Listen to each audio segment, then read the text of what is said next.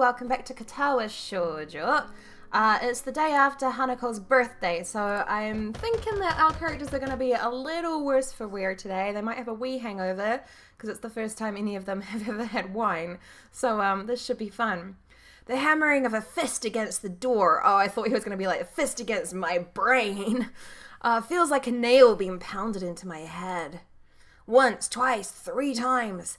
I let out a long, annoyed breath and bear it while pressing my eyelids shut, fervently hoping that whoever it is just goes away. Who do you reckon it's gonna be? Kinji, maybe? I can't imagine it be one of the girls. I feel like they would be asleep for longer than I am. They seemed to be more affected than we were. I feel pretty damn awful.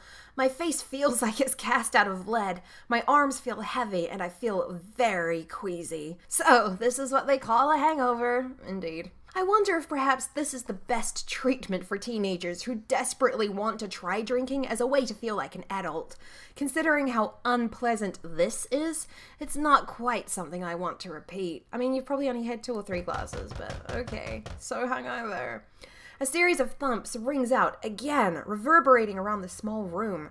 I wish they'd just give up already. I have no intention of getting out of bed for them.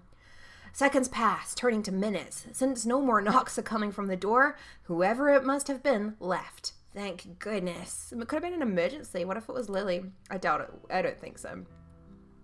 Looking to my clock, the time when I really should think about getting dressed and ready for class is approaching. You've got class today? Are you out of your pathetic little mind? I don't think I can manage it, though.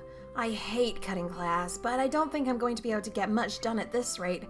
I can tell I look a mess without needing to look at the mirror to confirm it, too. Probably all 3 of us are not going to be at school today. Oh, he is going. Good on him. Good on you. Responsibilities are sexy. The morning rush is giving me enough time to stand outside the classroom for a little while without looking too suspicious. I hope that Muto doesn't ask any awkward questions about my not attending school yesterday. Oh, I didn't go to class. This is the next day, I think? I don't know. The timeline's a little fuzzy in my mind. I was sick. That much is true. It's just the reason for it that I have to hide. Okay, so this is the next day. Confident I can get by with a tactful omission of certain truths, I stride into the classroom, doing my best to appear normal. The instant I open the door and take a single step in, I can feel dozens of eyes looking at me. There is no way I'm imagining this. They're not even making any attempt to hide it. Oh, she was probably away too. My eyes take a quick sweep around the classroom and I spot Hanako. We make eye contact momentarily before she looks down and stares very hard at her desk. Did she spill the beans? Muto may be okay as far as teachers go, but underage drinking on campus is not exactly something that would be taken lightly. I'm pretty sure he'd be expelled. I look to him with some trepidation. Muto-san? Are we cool? Feeling better today? Yeah, thank you. He motions for me to take my seat, my legs feeling like sticks as they carry me there. This is going to be a long day. As soon as the lunch bell rings, I'm on my way to Hanako's desk to ask her what's going on.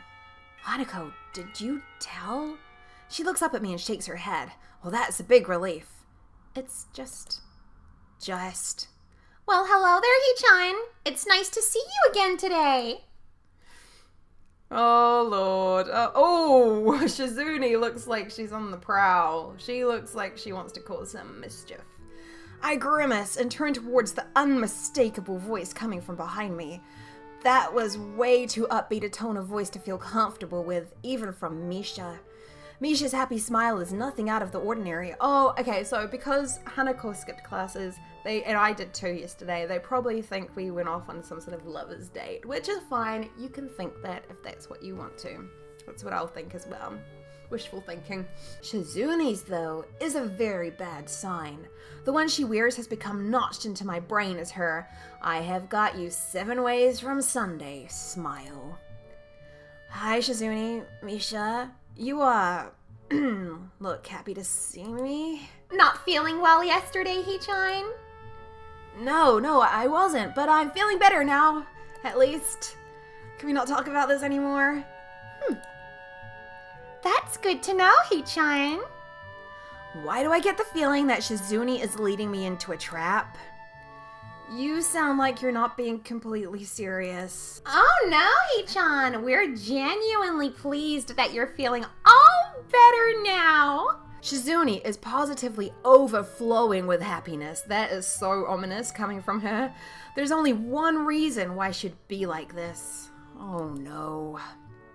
In fact, we were quite worried about you. After all, you, Hanako, and Lily were all absent from class on the same day. Yup, she's got us. So thoroughly that all I can do is sigh in defeat. I guess you have your own theories about this. Could you just kinda not tell anyone? It's a bit late for that, Hee-chan. We've told everyone. We've got flyers. You should go see the cafeteria. They're everywhere. I suppose she's right.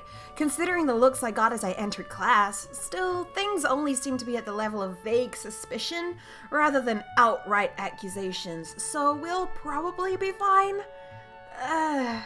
Hanako's face sinks a little further. Such attention is troublesome enough for me, let alone her. Going by Shizune and Misha's reaction, I think they noticed this as well. The only reason why we're giving you such a hard time is that you ignored us yesterday morning. I did? Yes. Oh, that was them? Banging on my door? Why? Get out. Get out. You're not needed here. Yesterday morning? It takes a while to recollect what happened then, given the haze induced by the general awful state I was in at the time. Oh, right. The knocking. That was you two?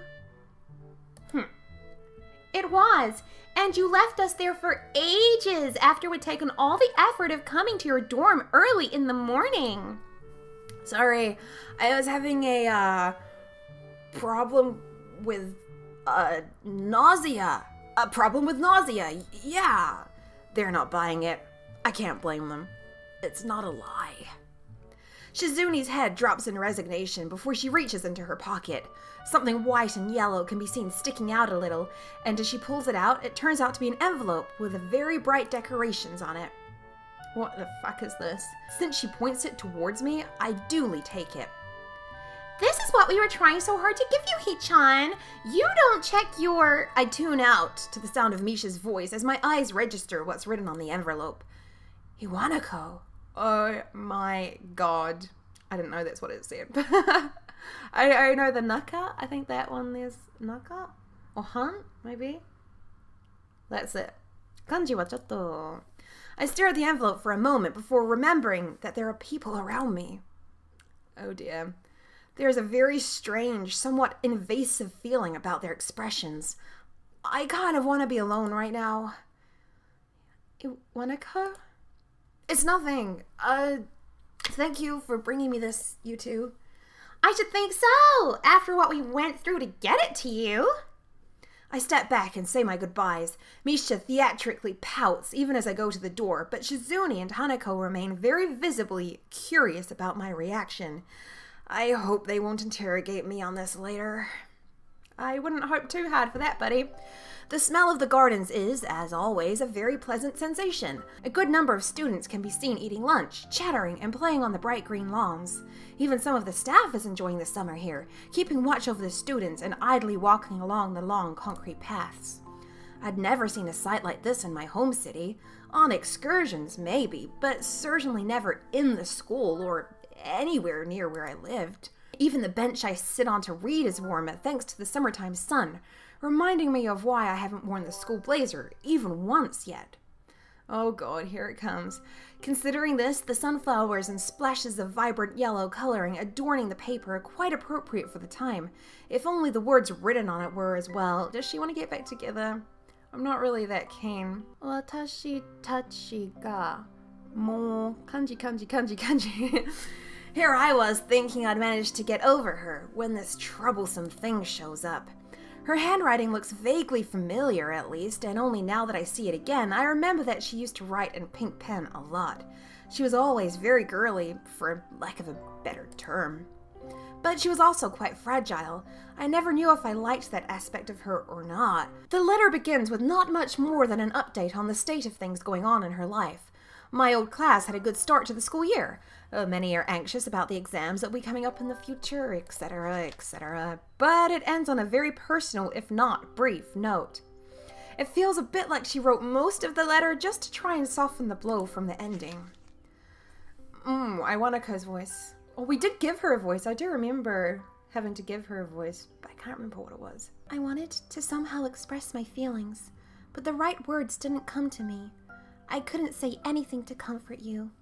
I'm really sorry for not being able to support you when it mattered the most, even though I like you so much. At least now, finally, I can be more honest. Something like that. If I could go back to those quiet days in February and March, I'd tell you to not give up on yourself. That's what I would say. Maybe you wouldn't have drifted so far away if I'd just said something. I hope you've managed to get back on your feet on your own. Now that the distance between us is also physical, it also feels more final somehow. I wonder if we will meet again. Perhaps it's for the best if we don't. Still, if you would like to correspond with me, by all means, write me back. I'd very much like to hear about your new school and how you're doing. I wish you all the best. Sincerely, Iwanako. And so, that's that. Our relationship is over. Nice, neat, and tidy, with no ambiguity. I hadn't held on to any illusions that it could ever begin anew. The last time she visited me, neither of us said a thing except for the one word she said as she left for the last time. Goodbye. Be that as it may, this feels more final. The capstone on an experiment that both of us tried and failed at. A loud shout draws my attention away from the letter. It's just some students horsing around, with one of the teachers standing nearby coming over to talk to them. Oh, mystery voice. Oh, you! Hello! Go back. Are you okay? A tentative voice comes from my side. For a moment, I assume it to be Hanako, but it's actually Yuuko. Oh, hello, Yuuko. I thought you'd be in the library. She gives a cheerful smile, one quite fitting the atmosphere, and flourishes the empty wrapper of a roll in her hand. She must have someone else covering for her while she grabbed something to eat. It reminds me that I haven't had anything to eat yet. I don't feel hungry, though, and skipping one lunch won't hurt. Mind if I sit here? Oh, sure, go ahead. Without much else to do, I lean back and take what enjoyment I can from the sun, silently reflecting on the letter. The lush lawns, the clear blue skies, everything looks so different from the way it did back then.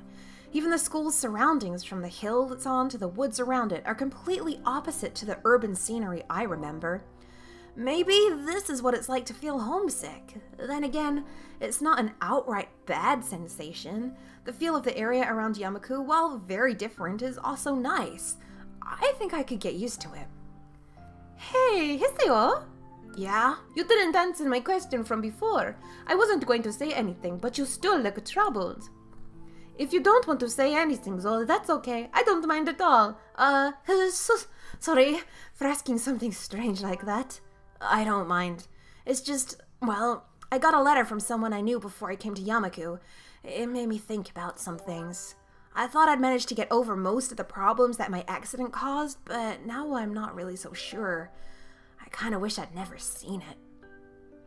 I don't think that's good, Hiseo. When my boyfriend left me, he did so very suddenly, and never let me know why. At first, I was very depressed about it, but I decided to forgive him. You forgave him? Couldn't he at least have talked properly with you about it? He was one of those people that found it difficult to come close to others. No excuse. You don't treat someone that you supposedly care for like that. You just don't do it. I've had that happen to me before. Someone that I cared very, very deeply about just dropped me with no explanation, no nothing, and I'm still not over it. In the end, I decided that I fell in love with him for a reason. He was a good person, and I think that if I had been in his position, I would probably have found it just as hard to try and talk to him. I don't really see the connection to the letter I got. You don't? I mean that... How should I put this? It must have been very hard for that person to send that letter, and if they did, I think they must have thought very hard about exactly what to say. How would you know? How do you even know what this letter's about? It could be from my mum for all you know. Iwanako managed to write this letter and bring a final close to our relationship, something that I'd never managed to do. Whereas here I am, trying to protect and help Hanako as best I can, especially with Lily leaving for a while, and I'm not even able to deal with my own problems. Does that make sense? She's taken my non-response and furrowed brow as doubt. She really reads faces too much, just like a certain other person. Who? Ourselves?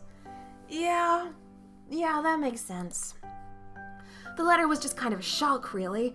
I think I tried to fool myself into thinking that my life reset when I came to Yamaku, but now I'm suddenly aware that it didn't. I'm at a bit of a loss about how to deal with these feelings. I think that is something I can't really help you with. Sorry. It's fine. I think being able to talk with you helped me to get things sorted out a bit better in my head, so thank you, anyway. She nods and smiles sweetly. Yuuko is a nice girl, so it's a shame she's so highly strung so often. I was gonna say she's pretty chill, and then she seems to have freaked out about the bell, it looks like. The school bell ringing out startles us both. I was supposed to be back before the bell. Oops. I'll see you later, Hisayo. Cheer up, okay? I'll try to. Thanks, Yuuko. With a quick bow, Yuuko takes her leave and begins her rush to the library. Her flight catches the curious eyes of a few passing students who are unenthusiastically trudging back to their classes after their fun. Reluctantly standing from the bench, I dust myself off and join them. Even while I walk through the gardens back to the main building, the thought of the letter in my bag doesn't stray far from my mind. Done deal, done deal. Let's just see if we're going to end up back in the classroom. Because we might. Oh, okay, it is nighttime and we are in the city, not afternoon classes. So we will leave that part there. Just a nice quick little chit chat with Yuuko. If you guys enjoyed this part, you know what to do. Like, comment, subscribe, all that good stuff. And I shall see you next time for more Katawa Shoujo.